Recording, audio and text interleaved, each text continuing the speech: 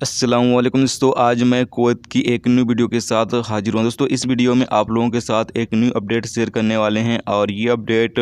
Domestic वर्करों की वापसी के हवाले से। जैसा कि आप लोगों को पता ही है कि कुवैत में इन दिनों अभी डोमेस्टिक वर्करों की वापसी के हवाले से लगातार अपडेट आ रही है, क्योंकि डोमेस्टिक वर्करों की अब कुवैत के अंदर वापसी के हवाले से जो इंतजामात हैं वो कुवैत सरकार कर रही है। इसी के हवाले से एक नई अपडेट निकल कर सामने आई है, जो सोचा आप लोगों के साथ शेयर कर दिया जाए।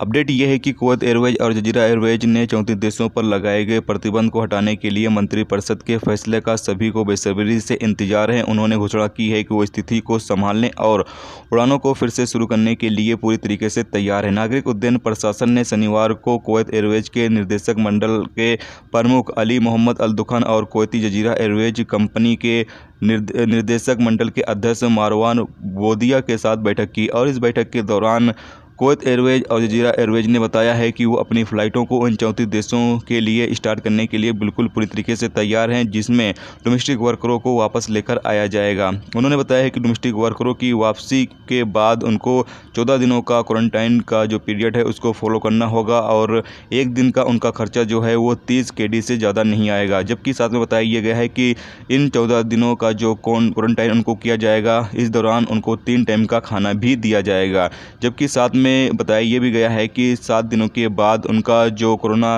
टेस्ट है वो लिया जाएगा। अगर उनकी रिपोर्ट जो है वो ठीक ठाक आती है और कोरोना वायरस से वो मुक्त होते हैं तो इसी सूरत में उनको जो है वो फ्री कर दिया जाएगा, आज़ाद कर दिया जाएगा कि वो अपना काम धंधे से लग सकते हैं। जबकि आगे बताया ये भी गया है कि 34 देशों पर जो पाबंदी लगी हुई है और इन 34 देशों से जो कुवैत एयरवेज और जजीरा एयरवेज की फ़्लाइटें शुरू की जा रही हैं, इनका टिकट का जो प्राइस है वो ज़्यादा होगा या कम होगा। तो बताया यह गया है कि कुवैती शहरियों पर ज़्यादा बोझ ना हो सके और कुवैती शहरियों की सहूलियत के लिए ये इंतज़ाम किए जा रहे हैं, तो इसीलिए जो फ़ीस है वो ज़्यादा नहीं ली जाएगी, थोड़ी बहुत इजाफी फ़ीस ली जाएगी, यानी थोड़ी बहुत ज़्यादा फ़ीस ली जाएगी, बाकी इतना ज़्यादा फ़ीस जो है वो नहीं ली जाएगी। तो ये एक बड़ी अपडेट थी, सोचा आप लोगों के साथ शेयर कर दिया जाए कि जो डोमेस्टिक वर्कर इन दिनों अभी कुवैत से बाहर फंसे हुए हैं, इंशाल्लाह उन तमाम लोगों की वापसी अब कुवैत में हो सकेगी। जबकि बहुत सारे दोस्तों के ये सवाल आ रहे हैं कि भाई क्या नए वीज़े पर जो लोग जाना चाहते हैं वो लोग जा सकते हैं या नहीं जा सकते हैं। तो आपको बता दें कि नए वीज़े के हवाले से अभी तक कोई भी अपडेट नहीं है कि इंडिया, बांग्लादेश, श्रीलंका